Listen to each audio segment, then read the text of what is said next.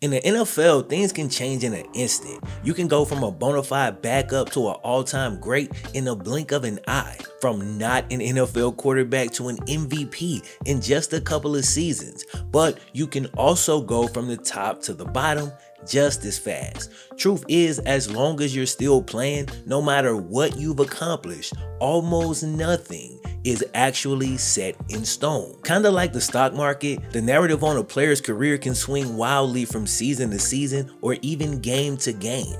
Just a few years ago, it was a fact that Le'Veon Bell was one of, if not the best running back in the NFL. And then over the course of 1 year, he went from this to this. There was a time when all you heard about Le'Veon was his patience and his ability to catch the ball. Patience, catch the ball, patience, catch the ball, over and over, constantly. Dude was highly respected by fans, the media, and his peers alike. But once he wasn't happy with his contract situation in Pittsburgh, everything seemed to go downhill.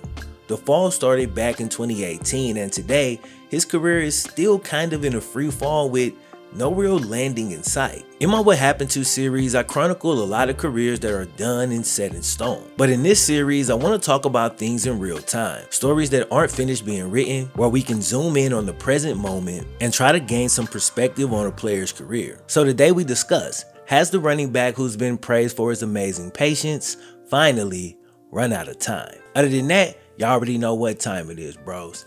Cue the Wayne.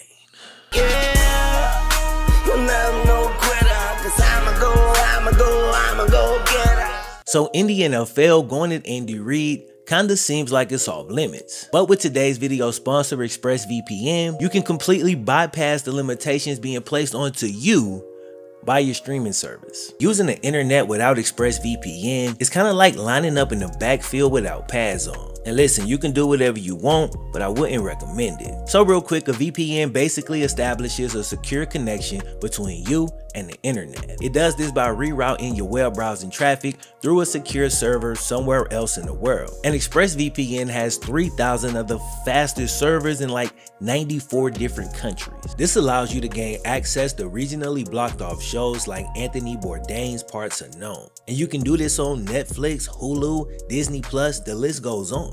And that's dope, but as a YouTuber, my main reason for using ExpressVPN is simple: better internet security. ExpressVPN encrypts your information and data, basically hiding what you're doing from hackers and even your internet providers if they're trying to be all in your business. So to find out how you can get 3 months of ExpressVPN for the absolute free, go to expressvpn.com/FlemLo by clicking the link down in the description. Shout out to ExpressVPN once again for sponsoring the video. Without further ado, let's get it.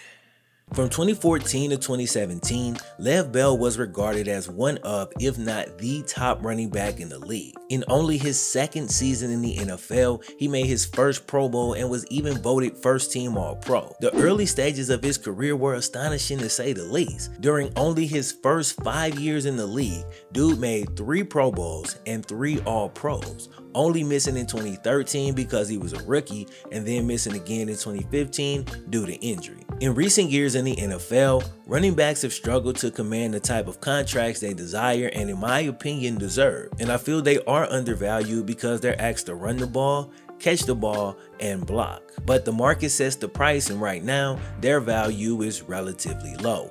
Back in 2017, during what would be his final season with the Steelers, Lev Bell played under the franchise tag, and according to him, the day after the Steelers playoff loss to the Jaguars, Steelers GM and head coach Mike Tomlin called Lev Bell into the office and informed him that he would be franchise tagged yet again for a second season. That tag would have paid him $14.5 million, but like most NFL players, Lev Bell wanted a long-term deal. The Steelers offered him one, but he wasn't happy with the offer. The offer was said to be 5 years, $70 million.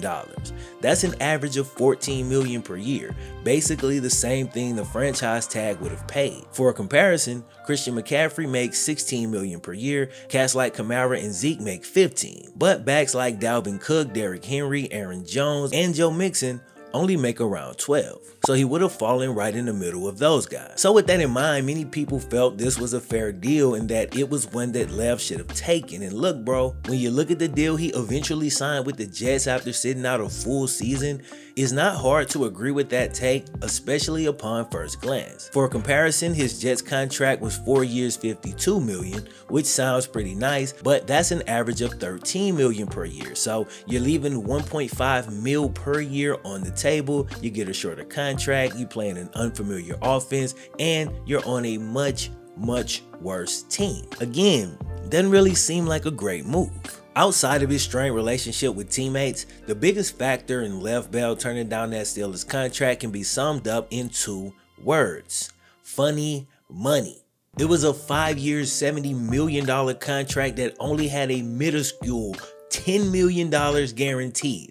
Compare that to Todd Gurley's contract. He had a whopping $45 million of his deal guaranteed. And it doesn't take a genius to figure out, if the team guarantees you roughly 15% of your contract, they have no intentions on paying you anything close to that other 85%. And while I'm sure there's some minutia that varies a bit between the two, the contract that the Steelers offered to Le'Veon Bell, at least to my admittedly untrained eyes, from Le'Veon's perspective, doesn't really seem to be all that different from the franchise tag. It actually seems worse in a lot of ways. With the franchise tag, you make your $14.5 million. But if you get hurt or have a down year, you're gonna be looking at a lowball offer the following season, whether that be from the Steelers or another team. But at least you do have the freedom to negotiate with other teams. When you sign a long-term contract with basically no guaranteed money, and then you have a down year, the team can still cut you,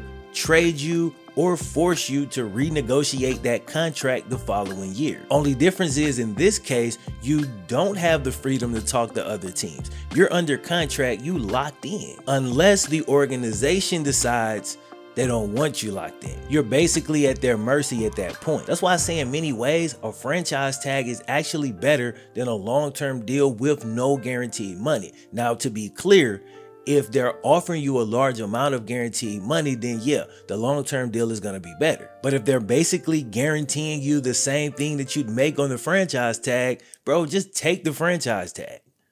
If the main benefit of a long-term deal is security and stability, that contract that the Steelers offered to Le'Veon Bell did not offer either. There's no real security because there's such a small amount of guaranteed money. And if they can cut you at any point without at least having to pay you to go away, there's nothing secure or stable about that situation from the player's standpoint. Now, I don't want to have to add 5 minutes onto the video to explain to who cares this millions of dollars guy that if it was you, it would matter. So I'll make this quick, but when you negotiate $15 an hour versus $15.75, it matters then, right? Trust me, it's a dude making $9 an hour who feel like you shouldn't complain about nothing because you got it made. You making $15. You should be happy with what you're getting because you're getting way more than what he get.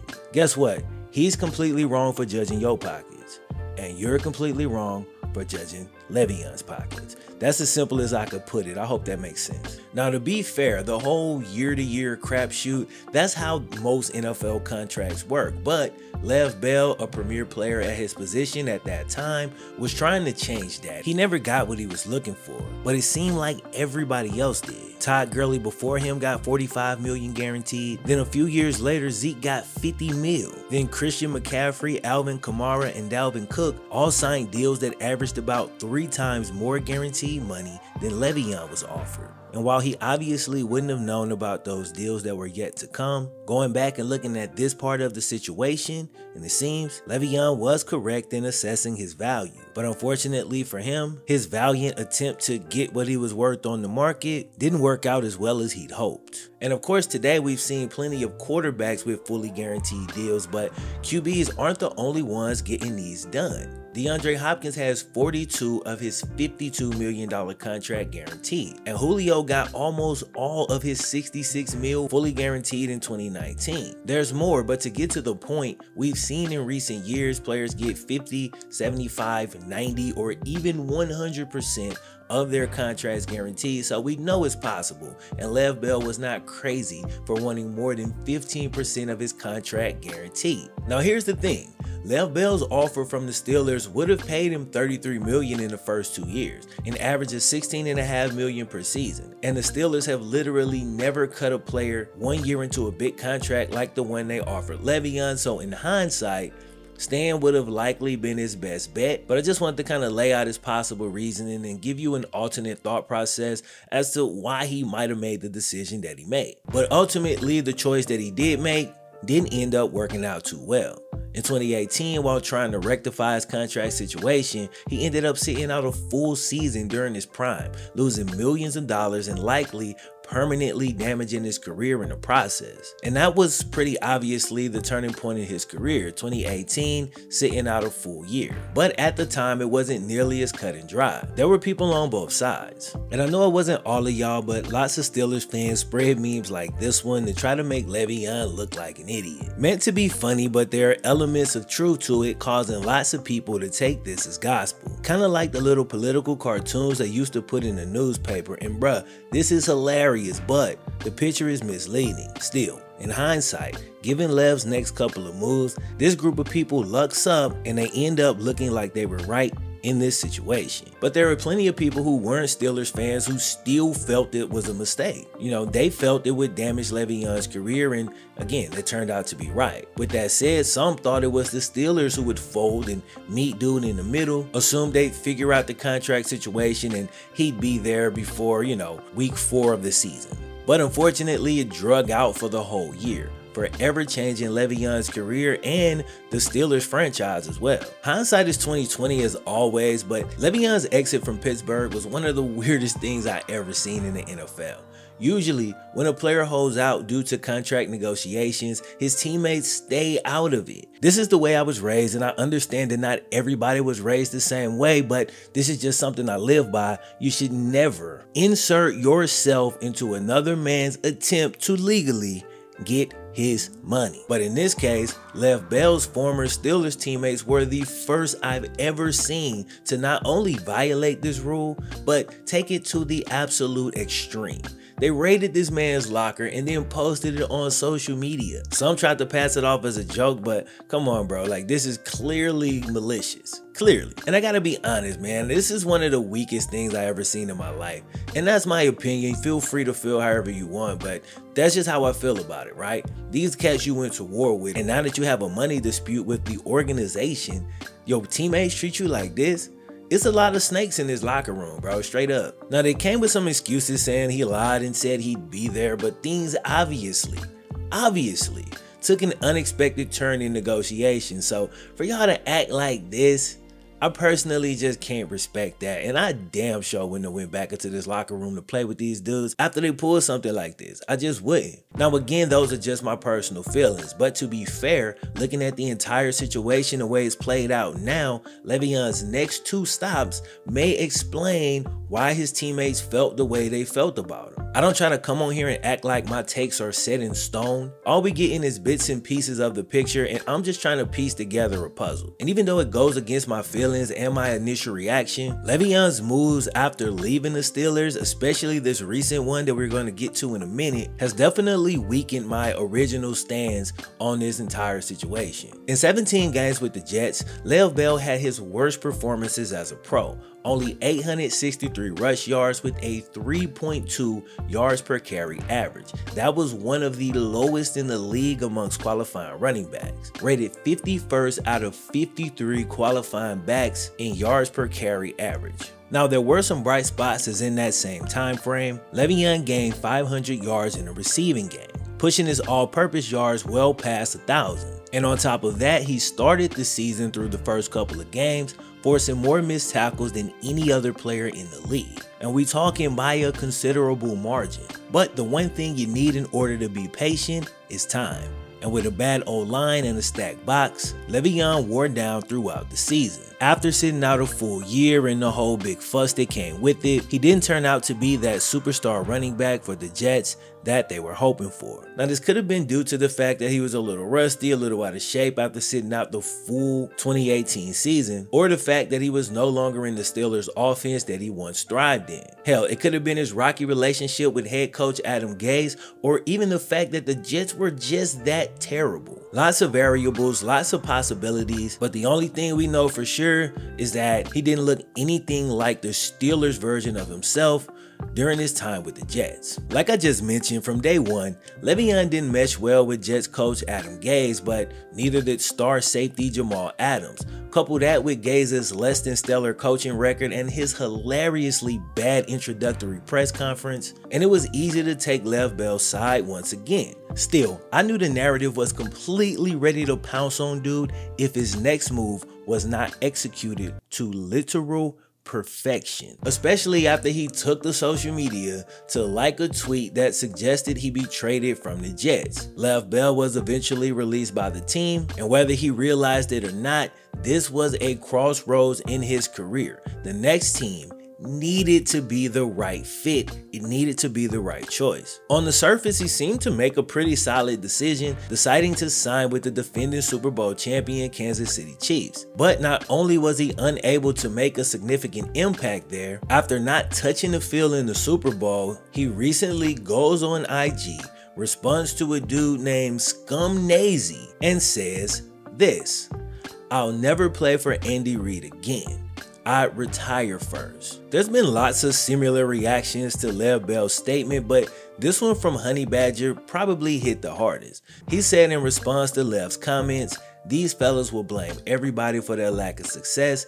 That's how I know I'm built different." He's talking about accountability, and I love it. Life is hard. It ain't fair. It's tough. It sucks sometimes, but guess what? Nobody cares. Literally, nobody cares, bro. It's cold. It hurts. Accept it though. It's true. Some people believe playing the victim role and blaming everything on somebody else somehow makes their life easier. But the truth is, it actually makes your life way more difficult. So this is an idea I got from a guy named Tom Bilyeu. Him, Jocko, David Goggins, like there's a lot of cats that basically talk about this extreme accountability. In a nutshell, here's the basic idea, or at least my interpretation of it. When you take the mindset that everything is your fault, it does not make you weak. It actually gives you power. It gives you control. What I mean is, 50 Cent on Top of the Roof, y'all remember that? If everything is your fault, then you're never at the mercy of somebody else. You control the outcome. That is power. When you're powerless, you can't do nothing to control the outcome. You just floating. You feel me? Does that make sense? Is that clicking? Now, this also means the good things are your fault. Those 3 All-Pro seasons in your first 5 years,